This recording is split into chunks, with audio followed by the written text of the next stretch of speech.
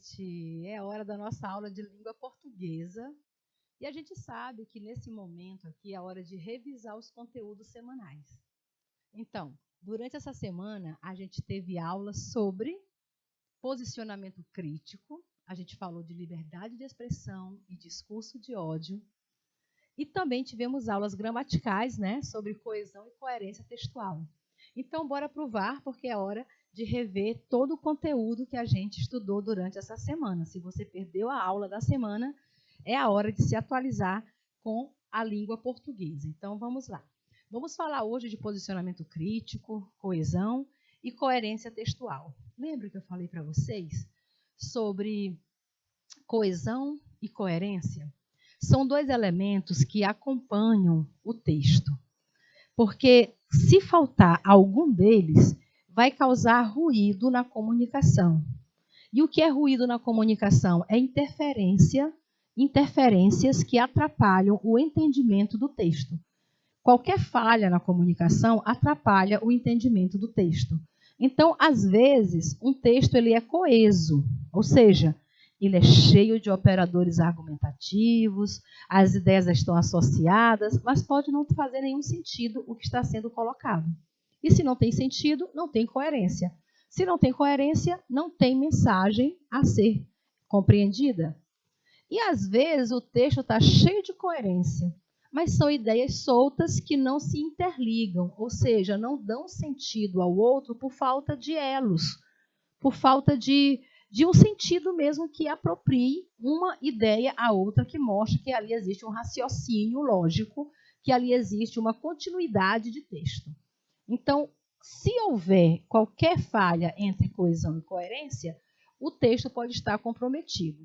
Vamos analisar aqui essa charge, tá bom? Para você ver como a coesão e a coerência acontecem, mesmo quando você está diante de um texto verbal e não verbal, aquilo que a gente chama de texto misto.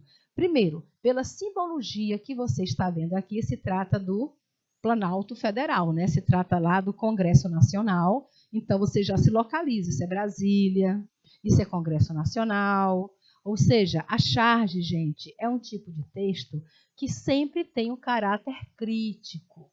Não se enganem, tá bom? A charge é texto argumentativo.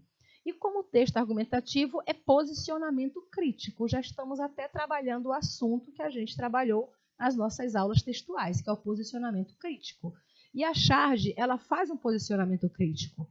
Então, você tem aqui o Congresso Nacional. Você já coloca aqui, ó, Congresso Nacional, é isso? Ou seja, a imagem já ajuda a gente a compreender o texto, a fazer coerência, a fazer sentido. Mas vamos lá. Lá de dentro do Congresso, observem que esse balão aqui, ele traz uma fala que está vindo de dentro do Congresso. Esse balão está todo pontilhado aqui para mostrar que a pessoa que está falando em ondas, ou seja, está usando o microfone, ok? A pessoa que fala está ao microfone e pode ser ouvido aqui do lado de fora, onde você observa um trabalhador, aqui, um trabalhador exercendo sua função aí de limpeza, né? Isso, e do entorno ali do Congresso. Bem, lá de dentro do Congresso está chegando a seguinte frase: pois nós, primeiro tem uma reticências. Essas reticências indicam que havia mais texto antes. Quer dizer que outras coisas foram ditas. Esse pois, essa palavra pois, ela já é um elemento de coesão. Ela já é um operador argumentativo, um elemento coesivo, que é uma conjunção de explicação. Pois nós, aí abre vírgulas, nobre colega, porque nobre colega é a pessoa com quem o outro está falando. Pois nós, nobre colega, colocamos o bem comum acima de qualquer coisa. Olha aqui, outro operador que vai associar, somando as ideias. Nós, nobre colega, colocamos o bem comum quer dizer o bem da população, né? Acima de qualquer coisa. E trabalhamos dia e noite pelo povo brasileiro. Isso é que alguém de dentro do Congresso está falando. E quando uma pessoa aqui de fora ouve a fala lá de dentro, ele diz assim: hoje, operador argumentativo, que dá ideia de tempo, é o único dia em que, olha só, o em que o discurso deles também, aqui a gente chama de pronome endoférico, né? Se refere a alguém que está falando. Então, hoje é o único dia em que o discurso deles me parece coerente. O que quer dizer coerente? É o discurso que faz sentido.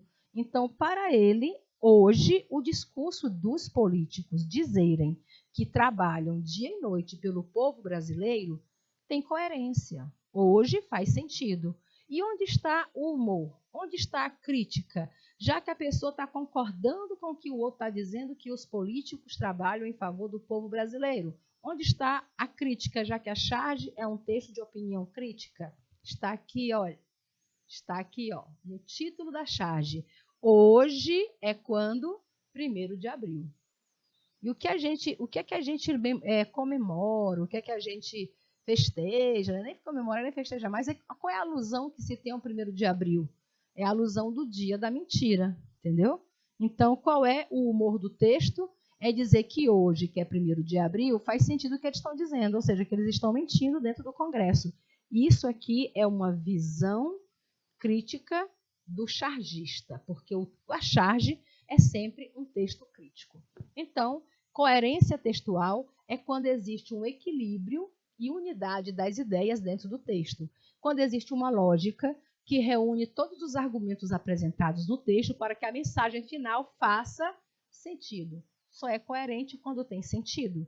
A harmonia pode ser considerada a palavra-chave da coerência. Então, harmonia textual, sequência das ideias, continuidade das ideias e conclusão da ideia é que dá coerência ao texto.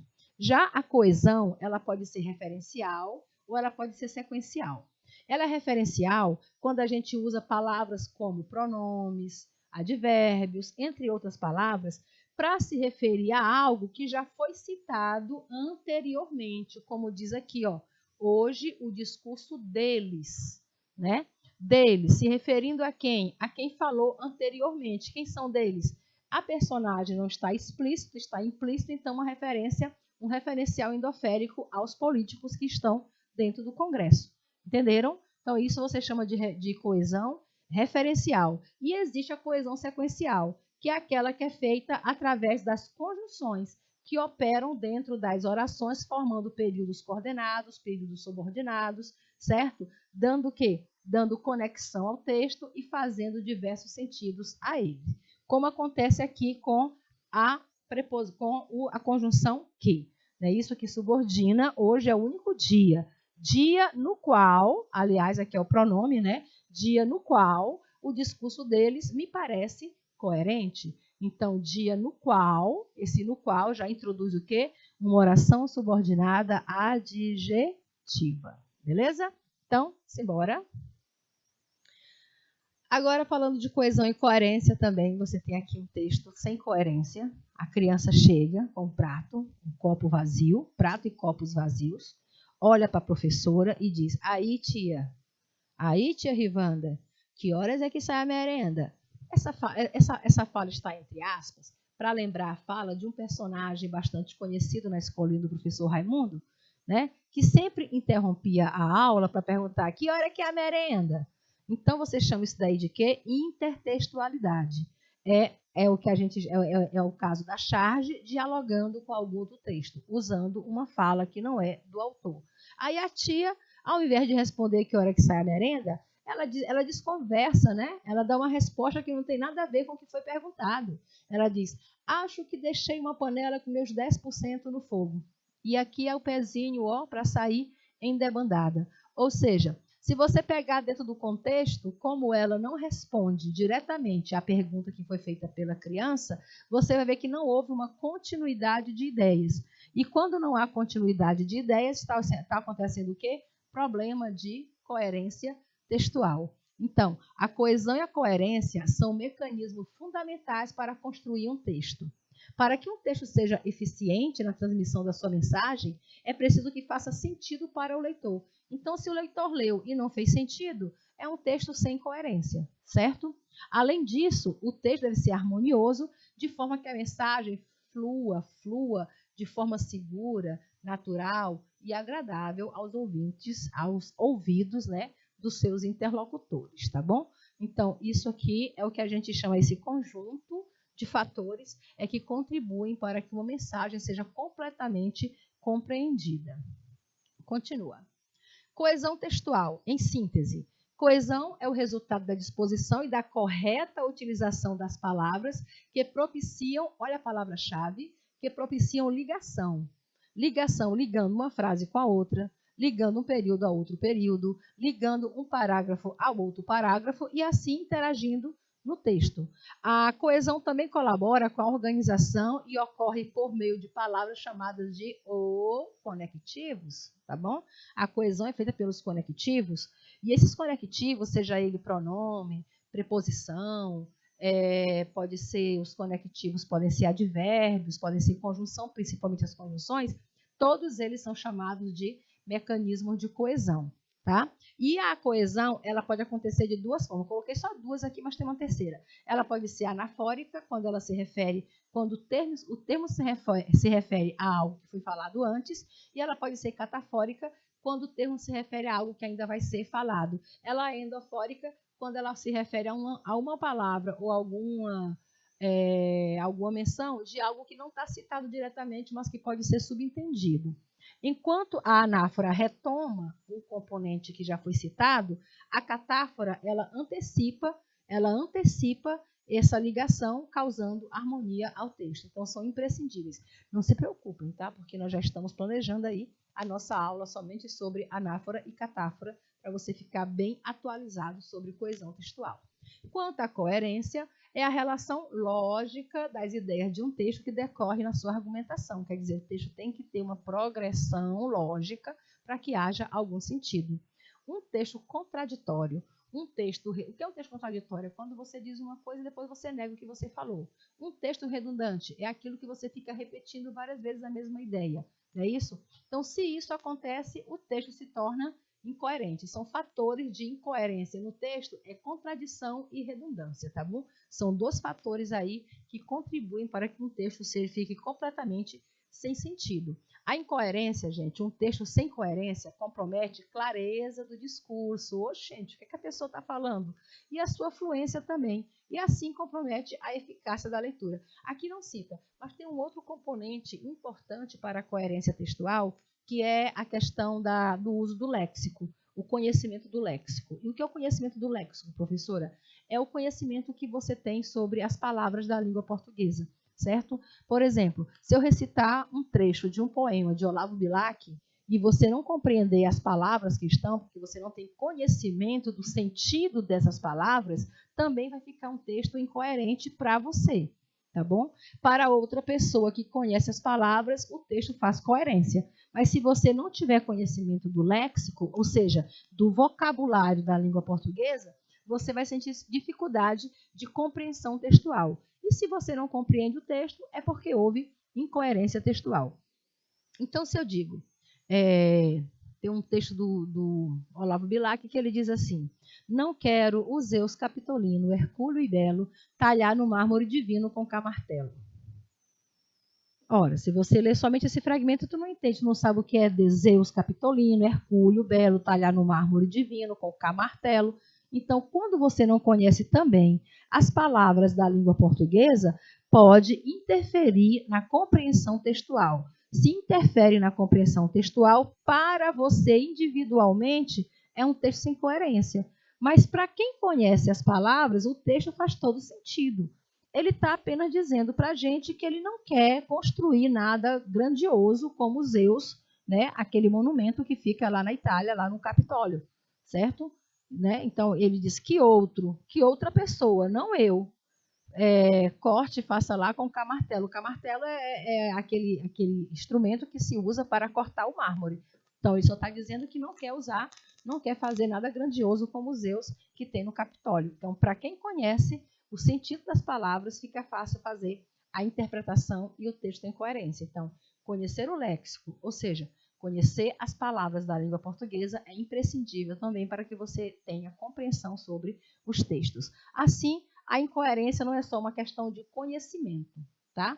porque você também é uma questão de conhecimento, mas não é só a questão do conhecer. Ela também acontece quando você usa, por exemplo, tempos verbais com emissão de ideias contrárias, né? Você usa um tempo no futuro, quando na verdade você estava se referindo a algo que esteja acontecendo. Ou então quando você abusa demais de gerúndio, quando algo acontece, como acontece quando você liga para alguma operadora e faz uma reclamação, eles estamos denunciando, estamos registrando, estamos providenciando. E quando eles falam estamos providenciando, quer dizer que nunca vai providenciar. Ou seja, quando você usa o gerúndio traz a ideia para a gente de um tempo indefinido, que não se acaba. Então, se a pessoa diz que está resolvendo o problema, quer dizer que o problema não foi resolvido e nunca vai ser resolvido. Enquanto tiver nesse tempo gerúndio, é porque o problema não se resolveu. Então, isso também causa incoerência textual. Simbora. Fatores da coerência, né? O que é que eu preciso, professora, para saber que um texto tem coerência? Primeiro, tu tem que ter conhecimento de mundo, quer dizer, muita leitura.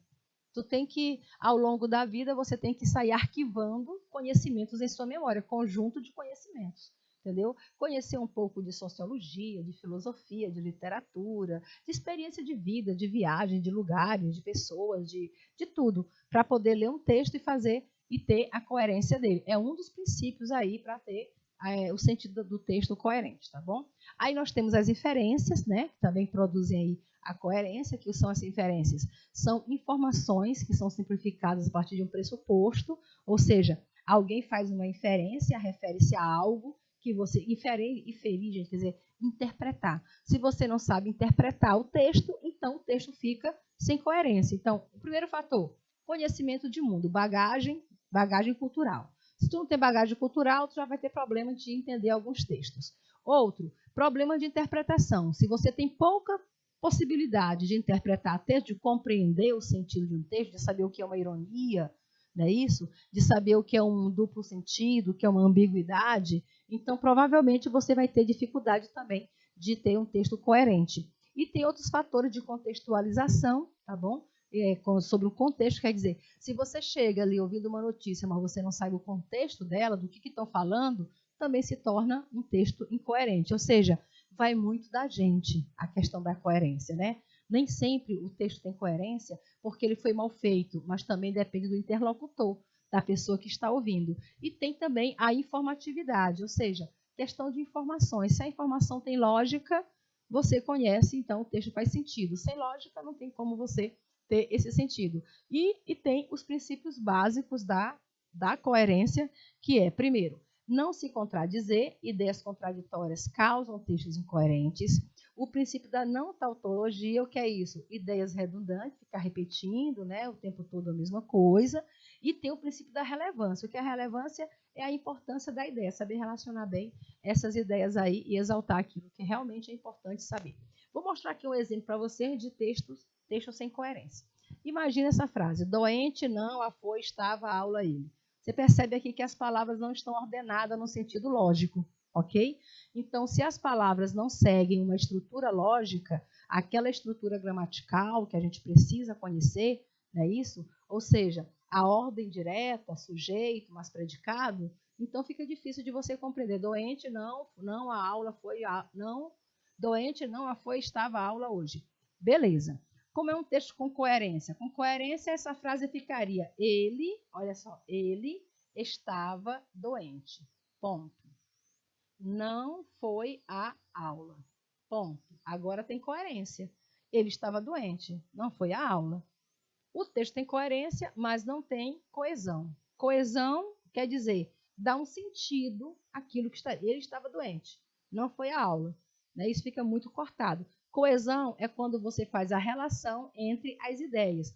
Ele estava doente. Aí você usa um operador argumentativo de explicação, certo? E diz, ele estava doente, por isso não foi à aula.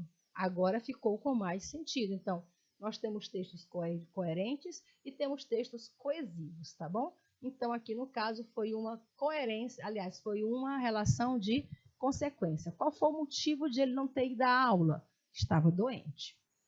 Segunda questão, você vê uma senhorinha sentada no sofá, com os netinhos ao lado. E ela não está muito satisfeita, né? Observa que cada criança está com um aparelho de celular na mão. E acima de cada criança tem aquilo que você chama de onomatopeia, palavras que representam sons. Tic, tic, tic, tic, tic, tic, tic, tic, tic, tic. Esse tic, tic, tic, tic quer dizer que eles estão digitando. Aí a vovó, sentada entre os netos, diz: obrigada pela visita, meus netinhos. Eu fico muito feliz. Olha a cara de feliz dela. Então, uma frase coerente com a mensagem da charge e escrita com correção é: apesar de estarem juntos de sua avó, os netos não dão atenção a ela. É isso que a charge quis dizer? Ou, letra B, os netos preferem conversar no celular do que pessoalmente com a avó. Essa frase está correta? Ou, ao estarem próximos um do outro, os netos ignoram completamente a avó. É porque estão próximos que eles ignoram a avó? Tem coerência com a imagem? Letra D. A avó dá a entender que gostaria que seus netos lhe visitassem mais vezes. Olha, isso aqui é completamente contraditório ao texto, né? A avó não está nem a cara dela nem diz que quer que os netos voltem. E letra E. A visita dos netos deixaram a avó apenas parcialmente satisfeita. Olhe para o texto e diga se essa frase tem coerência. A avó está até com raios que o partam. Não é isso? Zangada que os netos estão totalmente alheios a ela. Então, qual é a mensagem que melhor descreve essa imagem, dando coesão e coerência ao texto? O operador argumentativo: apesar de estarem junto de sua avó, os netos não dão atenção a ela. Seria a melhor mensagem para essa ideia, ok? Simbora. Ainda sobre a mesma charge diz: a fala da avó, obrigada pela visita, meus netinhos, eu fico muito feliz. Né? Se você escrever na língua padrão, mantém o sentido preservado, muito obrigada por terem visitado-me. Fico muito feliz, meus netinhos. Ou seria, na língua padrão, essa fala da vovó dele aí, ó. Sua visita, meus netinhos. Muito obrigada, fico muito feliz por vocês. Aqui tá sem coerência, né, gente? Meus netinhos, agradeço-lhes sua visita, com a qual fico muito feliz. Tá bem ajeitadinha essa. Letra D. Gostaria de agradecê-los, meus netinhos. Por quê? Esse porquê tá errado, gente. Você só usa esse porquê aqui quando você está falando no sentido de o motivo ou a razão, né? No lugar da palavra o motivo ou a razão. O motivo da briga, o porquê da briga. Então, como está pedindo língua padrão, tu já detectou que a letra D não faz sentido, tá bom? E aqui tem, olha, aqui tem outro problema. Visitado-me. Quando o verbo está no particípio, a gente não pode usar ênclise. É terem me visitado. Então, também, se for língua padrão, esquece a letra A. Sua visita, meus netinhos. Se são os meus netinhos, é um vocativo, tem que ter outra vírgula aqui. Então, na língua padrão, a letra B também caiu fora aí de questão. Meus netinhos, vírgula, porque meus netinhos é vocativo. Agradeço-lhes, porque eu lhes, porque lhes é objeto direto, quem agradece algo a alguém. Agradece o quê? A visita, objeto direto. Agradece a quem? A eles, o lhes, que é o objeto direto, com a qual, olha aqui o operador argumentativo de novo, com a qual fico muito feliz. O que é com a qual? É uma referência à visita, não é isso? Então, você chama isso de coesão referencial. Refere-se a algo que já foi falado anteriormente. Letra C está bonitinha. E vamos analisar a letra E. Vocês viram me visitar? Obrigada, meus netinhos. Fico muito feliz. Primeiro, meus netinhos é vocativo, tinha que ter vírgula. E não é vocês viram, vocês vieram me visitar, né? Vocês viram é outro tempo. Então, você provocar o tempo verbal, mudar o tempo verbal, você também compromete o entendimento textual. Correta, então, está a letra C, beleza? Simbora. Considera a relação de sentido estabelecida entre os períodos que compõem o quarto parágrafo. É um texto que tinha lá. Se a procura é por solução, Leonardo da Vinci oferecia todas para o duque. Sabendo que o aristocrata precisava defender seu território e posses, o artista lista suas invenções, armas, carruagens. Em caso de uma batalha no mar, ele poderia construir embarcações. Para os tempos de paz, ele oferece pinturas, estátuas, prédios e dutos de água. Não é isso? Ou seja, é um texto sobre Leonardo da Vinci, quer dizer, ele tem tudo o que a pessoa precisa, ele tem todas as soluções. Mas o fato é, nessa frase, se a procura é por soluções, Leonardo da Vinci oferecia todas para o Duque. Com relação ao período destacado, os demais do parágrafo apresentam o quê? Uma concessão, uma síntese, uma finalidade, uma ilustração, uma contradição. Professora, que é isso mesmo? É o seguinte, é que ele quer saber com relação a este período, qual é a relação desse, né? Se você procura por solução, Leonardo da Vinci oferece todas, porque, sabendo o aristocrata, que é o duque, precisava defender seu território e posses, ele, contratando o artista, né, ele poderia fazer várias utilidades das suas invenções, certo? Se fosse guerra, tinha armas, carruagens. Se fosse batalhas no mar, o Leonardo da Vinci podia fazer embarcações. E se fosse tempo de paz, Leonardo da Vinci fazia pinturas, estátuas, prédios, dutos de água. Olha só. Então, o segundo período, com relação ao primeiro, não é uma concessão, poderia ser uma síntese, mas síntese quando você está resumindo apenas, quando você diz apenas, né, por exemplo. Não é finalidade, porque você diria por quê? Por quê seria finalidade? Não é uma contradição, porque você diria, usaria palavras conectivas de contradição, né? Então, isso aqui significa o quê? Uma ilustração, ou seja, uma exemplificação. Por que o Leonardo da Vinci traz a solução para tudo? Porque ele poderia ser utilizado em todos os sentidos. Em tempo de guerra, ele faz armas e carruagem. Se for batalha no mar, ele faz embarcações. E se for tempo de paz, ele traz beleza com pinturas, estátuas, prédios. Ou seja, tudo isso está exemplificando, ou seja, ilustrando por que é que Leonardo da Vinci traz todas as soluções para o Duque. Beleza? Isso se chama o quê? Coesão e coerência textual. Segunda, no texto, foram observadas primeiras propagações do vírus na população de países situados fora do continente americano, assinalou o diretor-geral adjunto da OMS, citando o Reino Unido, o Japão e a Austrália, além do Chile, na América do Sul. Por que é que esse texto ocorreu em coerência, gente? Ocorre incoerência por quê nesse texto? Porque as primeiras propagações do vírus não ocorreram no continente americano? Isso é contraditório? Porque Reino Unido, ao Japão, Austrália e Chile situam-se fora do continente americano? Olha, as primeiras foram observadas primeiras propagações do vírus, né, em países situados fora do continente americano. O que é o continente americano? O continente americano é América do Norte, América Central e América do Sul. Então, quais são os países que não fazem parte do continente americano? Vamos lá, Reino Unido fica onde? Na Europa. Japão fica onde? Na Ásia. Não é isso? Austrália fica onde? Fica lá no novo continente.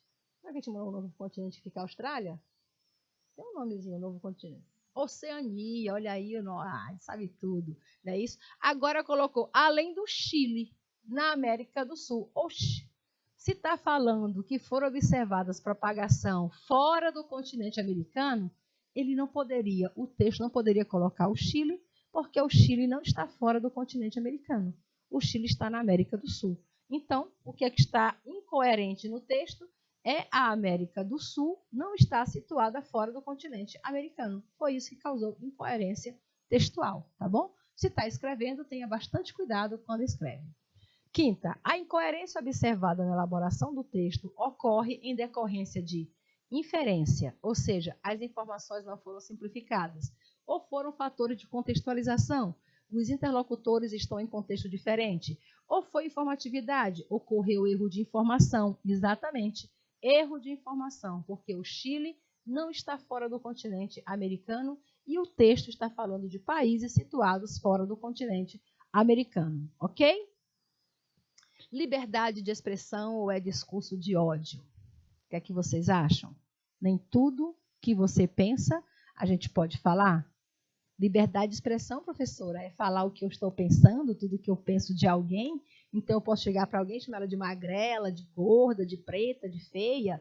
Não. Liberdade de expressão é você saber expressar a sua opinião respeitando o direito dos outros. Olha lá, liberdade de expressão, né? Então, o que é isso?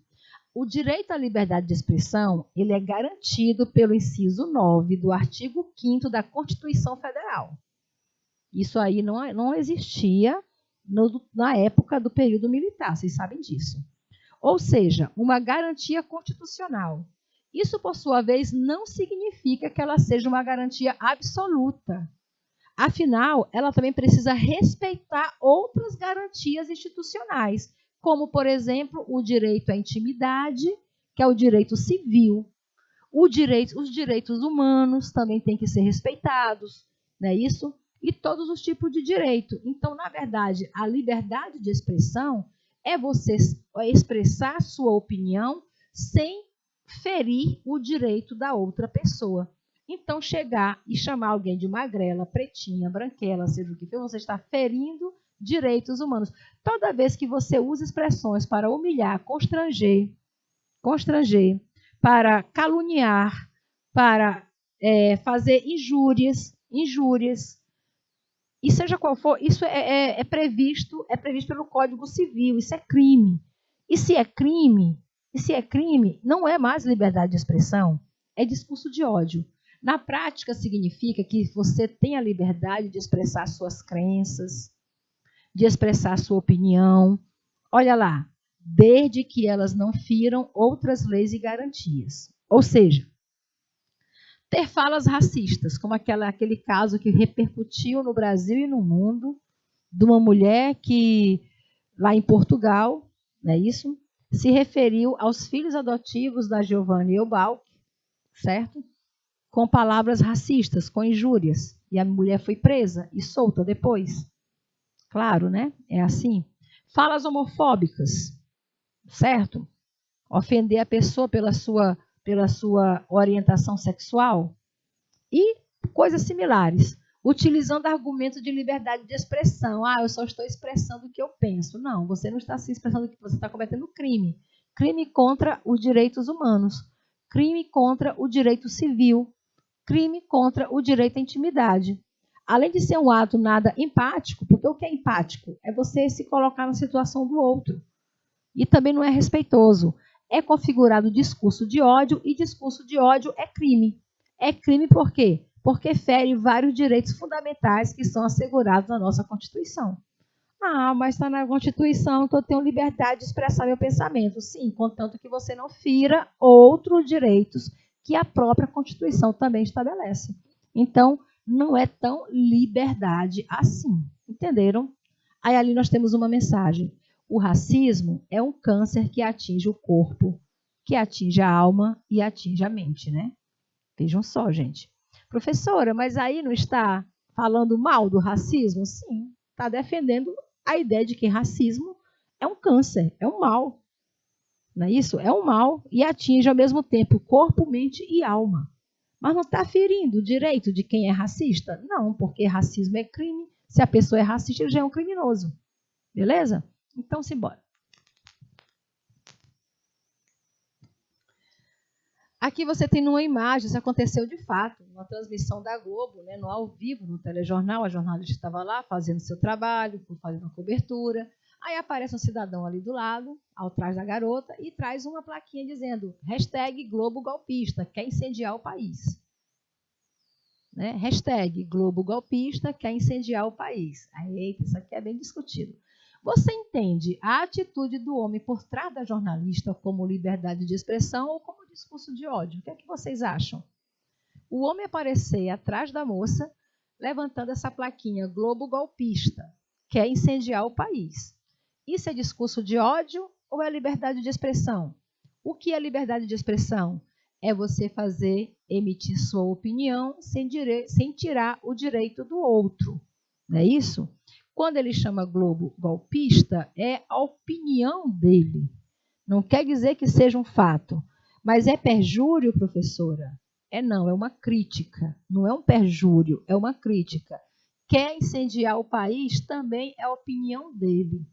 Agora, se ele chegasse vamos matar o povo da Globo, incendiar, são tudo bandidos, são isso. Aí seria discurso de ódio.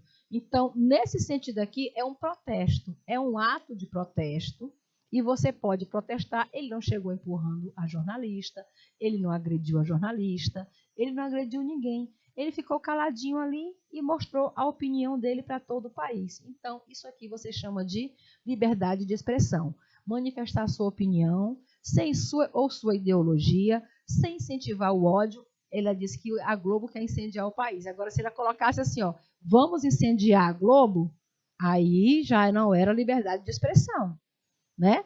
Ele disse que a Globo quer incendiar o país. Incendiar está no sentido conotativo, quer dizer, a Globo quer ver o país pegando fogo, né? Assim que a gente diz, quer esquentar, quer elevar a temperatura, entenderam? Mas aqui, se fosse o contrário, se ele colocasse Globo golpista, vamos incendiar a Globo, aí era discurso de ódio, porque estaria incentivando a violência.